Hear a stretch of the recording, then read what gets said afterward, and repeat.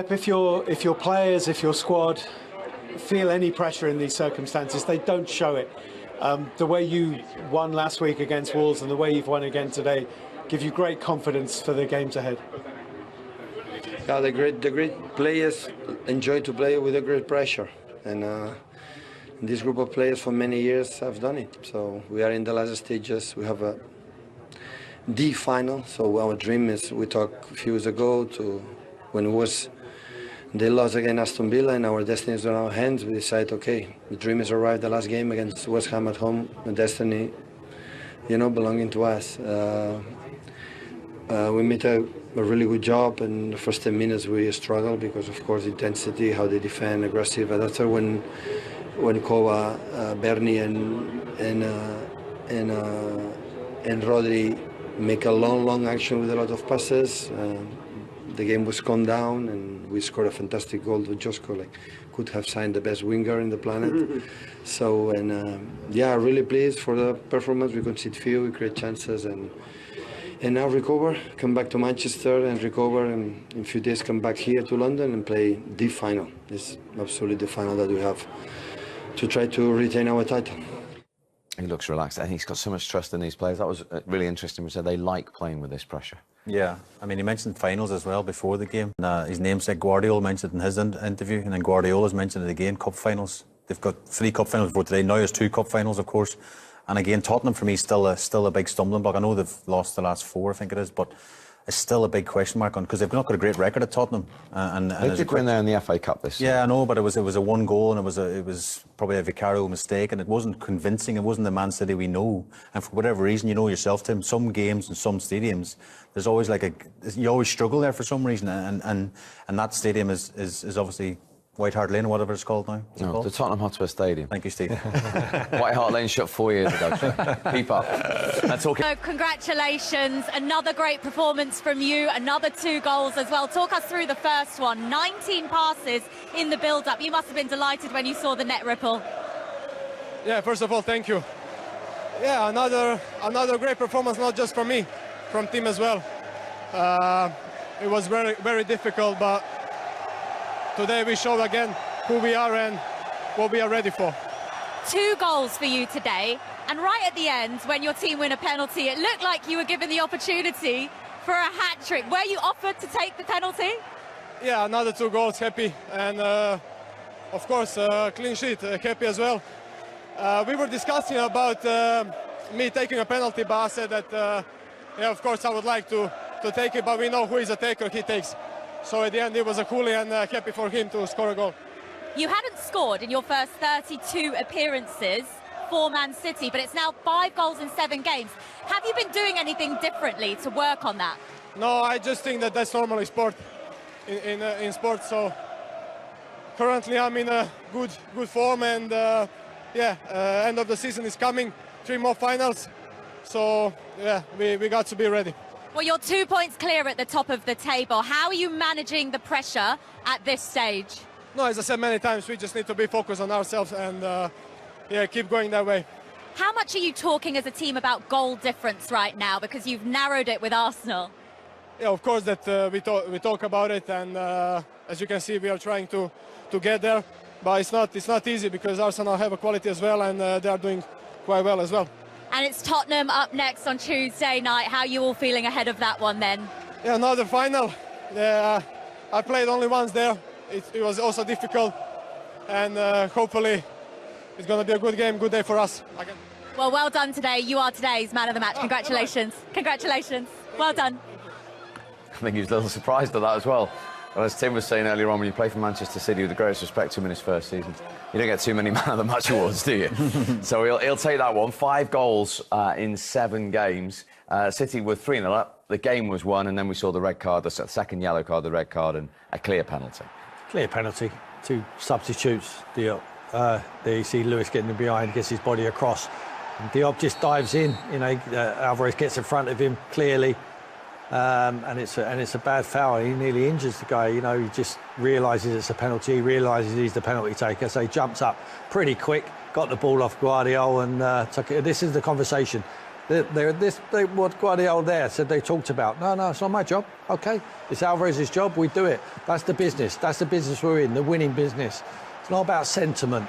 It's not about that shenanigans, what we saw at Stamford Bridge with the Chelsea players, where it was all about themselves. This is about the team and the team only at Man City. And that was the correct decision and the correct outcome. And this could go to goal difference. There's 2 in it now. That could make the difference. Which is your romantic side coming out, you see, just clouding the issue when you're going for a Premier League title. I know he's in a bit of a hot streak at the minute, Guardiola, but when is he ever going to get an opportunity to score a hat-trick ever in the Premier League? And I understand what you're correct what you're saying, not disagreeing what you're saying, but it's still, there's a bit of a fairy tale, like, for a full-back, a centre-half playing at left-back to score a hat-trick in the Premier League. You imagine he stood up, missed the penalty, goes to goal difference. One goal difference. He's not missing the penalty. He would rather have a Premier League winners medal than a hat-trick ball. I'm just playing devil's advocate if I was just Guardiola. But I don't think you're playing it very well, so we'll move on. Sorry. Julian Alvarez wasn't going to miss his penalty. Yeah, as you said, you both said, you've got a World Cup winner to take the penalty. It's not like you're stepping aside for the other fullback to take it. It's a top player. And Haaland's probably raging he was taken off at this stage, but Alvarez steps up and puts the penalty away with total sublime confidence. What about Gvardiol's finish in the first half? The first goal that just settled the nerves after 12 minutes with his weaker foot. So good. I mean, he pushes high to keep the fullback, and he's in this position, Steve, so he opens up space for the likes of Foden in that area because he's taking the fullback wide.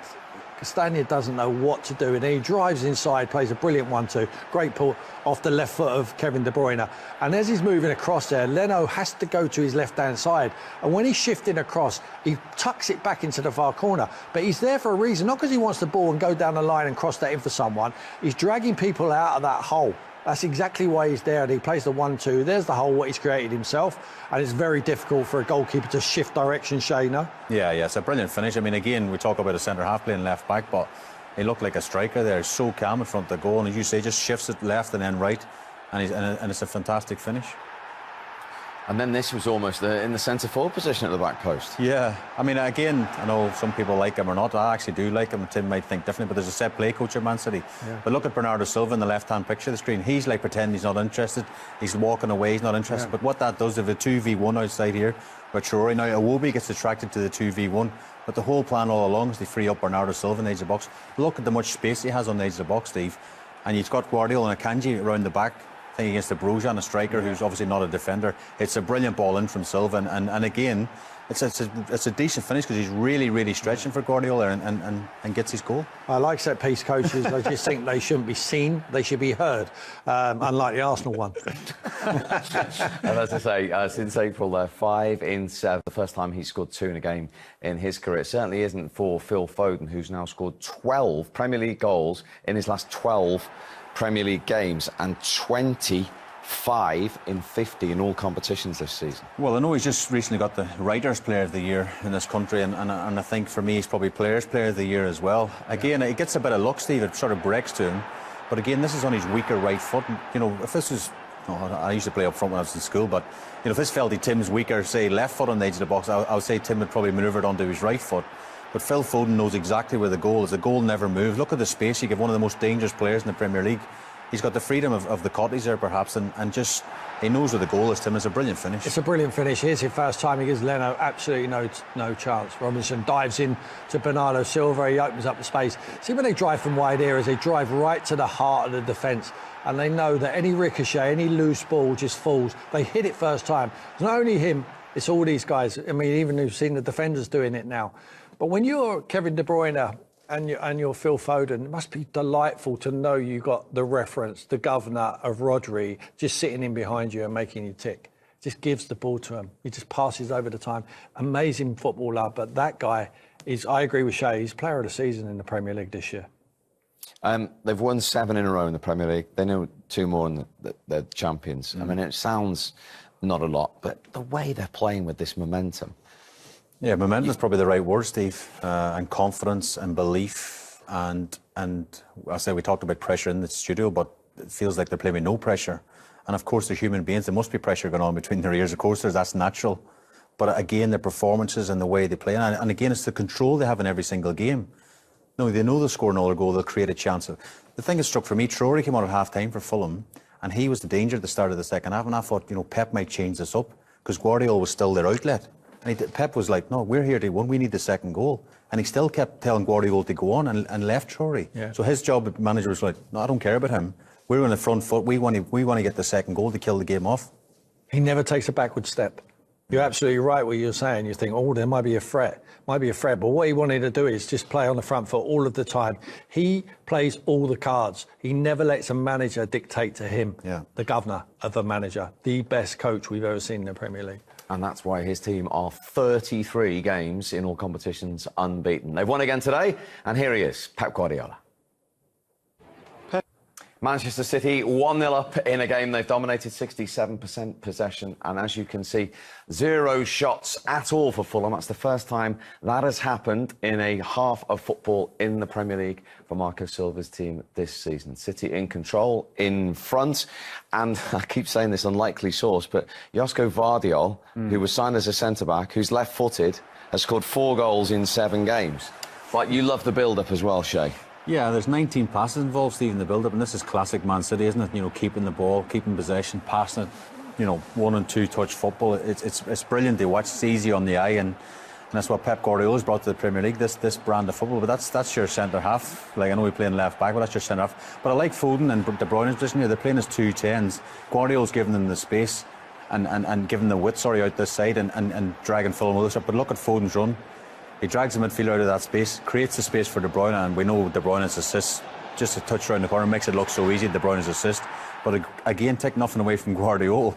You know, he's got a bit to do here. Two defenders tracking in, 2 good touches, and he just sort of reverses him, doesn't he, for the eyes with the keeper, and it's a brilliant finish. Well, you know better than anyone, Shay. I mean, the goalkeeper can only save that if it goes to his left hand. Once he takes a shift with his left foot, he's wrong-footed, and he just cuts it back into the other corner. It's a finish of... Erling Haaland, that is. Must be learning off him in training. Like I say, he's left-footed. He's got 4 goals, a header and 3 with his right foot. Yeah. I mean, that's some turn-up for Guardiola, isn't it? Yeah. Is there anything this kid can't do? You can say that about all of them. I don't know about his assists, but the assist there for the goal was from Kevin De Bruyne, who has gone level with Cesc Fabregas in that particular list, as you can see, on 111. Only Ryan Giggs has more Premier League assists now than Kevin De Bruyne. Shay touched upon it there. Yeah. Phil Foden's role with De Bruyne, he's running riot in there again, isn't he? Plays central is just incredible. We talked about how tight the pitch is. It doesn't matter to this boy. He plays in the telephone box. I mean, he's just incredible. Like he's always checking his shoulders. He knows exactly who's around him. He runs for a reason. He opens up space. That was for the goal. He vacates the area for a reason. This boy is a Mensa footballer. I mean, his brain is so huge. Look at his touch. Look, he just takes it into his stride, gets his shots off. It's just incredible. You imagine playing in front of him as a striker. It must be a dream. Now he's asking him to hold it up. He goes and supports it. He says, all right, give me the ball now. I'm ready for it. And he goes and plays again. He just ticks along. It's just incredible. He's got everything. He's got every club in the bag. His movement, his ability to hold up, play off the sides as well, in the tight as well, back foot. And if the pitch was a little bit longer, if that was at the Etihad, he'd be through on goal. Yeah, and it's his 50th appearance of the season today, Shay. Yeah. He's revelling in this main man tag, isn't he? I just love him in this position, Steve. I really do. I think he looks comfortable. Obviously, he is comfortable, but he feels wasted when he's out wide. I think he's really wasted for the team and for himself personally. And every time we've heard him speak, he feels alive in that position when he's more central, and you can see that he's causing all sorts of problems. You know, Tim's played in that position as a midfielder. Who picking him up as a defender? Is it the sitting midfielder? No one knows who to pick him up, and even if you think you have him, as Tim rightly says, he can turn in a 10-pence piece. He's so quick, and his first touch is always forward as well, and his vision is one of the best. So they're 1-0 up, talking of all sorts of problems. Fulham haven't laid a glove on City, but it is only 1 goal. Yeah. I mean, still get edgy towards the end. It could be a set piece. It could be anything. You know, Muniz, who's in good form, you keep him on the pitch, he gets half a chance, he scores. It will get edgy. Yeah, it will do. But I can just see Pep talking to him, saying, "You've done everything right. All you got to do now, keep the clean sheet. What we set out to do." Obviously, Ake's having to come off. Kyle Walker on there now. It's not a bad replacement, is it? The captain of the club, and they will go and score again. He won't let it go to the last 15 minutes if he can possibly help it. Because if it goes to the last 10, 15 minutes, it becomes really edgy for that team because they know just a goal kills their season. So they will go all out to try and get the second goal and put this one to bed. Yeah, can't relax at 1-0 in the Premier League. No, as Tim rightly says, anything can happen. We said before the game, you know, a mistake or a slip or anything from a defender. It's we're getting to such a crucial stage of the season. I think, you know, we've seen the possession stats at the start there. They've had all the possession. That should